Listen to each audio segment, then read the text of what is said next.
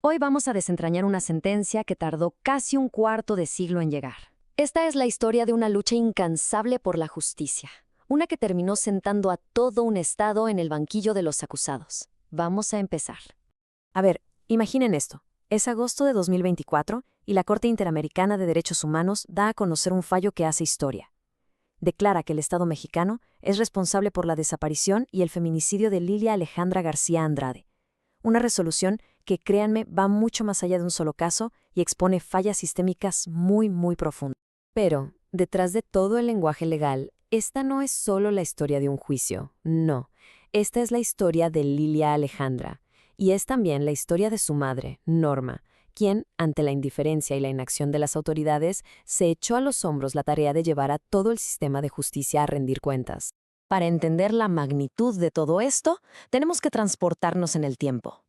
Vámonos a Ciudad Juárez, en el año 2001. En ese entonces, la ciudad ya era tristemente un foco rojo, un lugar conocido por un patrón de violencia brutal contra las mujeres, sobre todo contra las más jóvenes, las trabajadoras. Y en medio de ese contexto estaba Lilia Alejandra. Pero ella no era una estadística, ¿saben? Tenía 17 años. ¡17! Trabajaba en una maquila para poder sacar adelante a sus dos hijos. Jade, que tenía poco más de un añito, y Caleb, de apenas 5 meses. Tenía sueños, una vida entera por delante. Y aquí es donde todo empieza a salir terriblemente mal. Cuando su mamá, Norma Andrade, va angustiadísima a denunciar que su hija no aparece, las autoridades le dicen que se espere, que espere. Esas primeras 72 horas, que todo experto sabe que son vitales para encontrar a alguien con vida, simplemente se perdieron. Se esfumaron por la pura inacción oficial. Esta frase lo resume todo. La respuesta de la policía no fue un protocolo, no fue una orden de búsqueda. Fue un prejuicio. Fue un estereotipo de género que daba por hecho que una madre joven seguro se había ido con su expareja. O sea, en lugar de investigar, desestimaron el peligro y de paso culparon a la familia. El resultado de esa negligencia fue, por supuesto, la peor tragedia que se puedan imaginar. Días después hallaron el cuerpo de Lilia Alejandra, y sí, había sido víctima de una violencia extrema. Para colmo, la investigación inicial fue un desastre, llena de fallas y, sobre todo, revictimizante para su familia. Es justo aquí, cuando parece que la impunidad va a ganar, que la historia da un giro.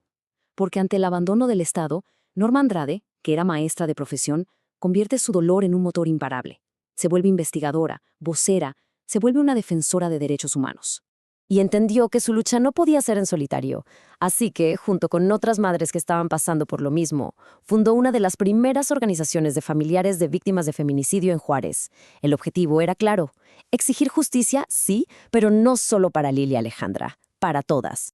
Pero claro, exigir justicia en un entorno así tiene un costo, y uno muy alto. Norma empezó a recibir amenazas. Y no hablamos de una o dos, hablamos de 32 actos de intimidación que fueron documentados, todos con un solo objetivo: callarla. Y de las amenazas pasaron a la violencia directa. En 2011, la atacaron a balazos afuera de su casa. Un año después, en 2012, ya viviendo en la Ciudad de México, la apuñalaron. Sobrevivió a 2 intentos de asesinato por la simple razón de no querer rendirse. O sea, hay que entender esto bien. La búsqueda de justicia para su hija la convirtió a ella en otra víctima. La violencia la obligó a dejar su casa, su trabajo, a huir con sus nietos. La forzó a vivir bajo un esquema de seguridad del Estado permanentemente. Un desplazamiento forzado en toda regla, como ella misma lo nombra. Y bueno, todo este camino, este larguísimo y doloroso viaje nos trae de vuelta a la sentencia de 2024. Después de casi un cuarto de siglo, la Corte Interamericana revisó toda la evidencia y confirmó lo que Norma siempre dijo: el Estado mexicano falló. Falló rotundamente. Y la Corte no se anduvo con rodeos, ¿eh? Fue súper específica. Dijo que el Estado violó el derecho a la vida de Lilia Alejandra, su integridad, su libertad, todos sus derechos fundamentales. En pocas palabras, no la protegió, a pesar de que sabía perfectamente el riesgo que corrían las mujeres en Juárez. Falló en su deber más básico. Y el daño no paró ahí. El fallo reconoce que las violaciones se extendieron como una onda expansiva a toda su familia. El sufrimiento de sus padres, el desamparo de sus hijos, que quedaron huérfanos, y claro, el exilio forzado de Norma y los niños. La Corte lo dijo claro: el daño fue devastador para todo el núcleo familiar.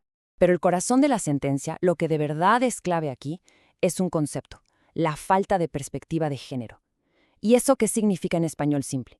Pues que las autoridades ignoraron por completo el contexto, se dejaron llevar por prejuicios y nunca, jamás, investigaron el asesinato como lo que era, un feminicidio, la forma más extrema de violencia contra una mujer por ser mujer.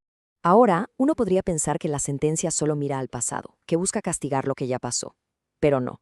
Su objetivo principal es mirar hacia el futuro. Se trata de asegurar que algo así no vuelva a suceder nunca más. Y para eso ordena medidas muy concretas. Lo que ordena la Corte es básicamente una hoja de ruta para el Estado. Le exige, por ejemplo, que termine la investigación y que castigue a los culpables, de una vez por todas, que haga un acto público donde reconozca su responsabilidad, que mejore los protocolos de búsqueda, como el famoso protocolo ALBA, y algo fundamental, que cree nuevas protecciones para los miles de niños y niñas que quedan huérfanos por el feminicidio y para las activistas que luchan por ellos. Y de todas estas medidas, hay una que de verdad es revolucionaria.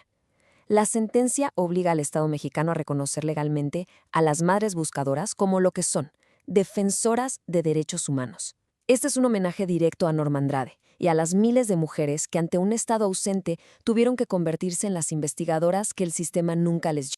Y así, después de 24 años de una lucha que parece increíble, llega esta sentencia. Una que no solo busca reparar el daño a una familia, sino transformar todo un sistema. Pero nos deja con una reflexión final, ¿no? Esta justicia, que sin duda es monumental, llegó para los nietos de Norma, no para su hija. Y eso nos obliga a preguntarnos sobre el tiempo, sobre el costo y sobre qué significa realmente la justicia cuando tarda toda una generación en llegar.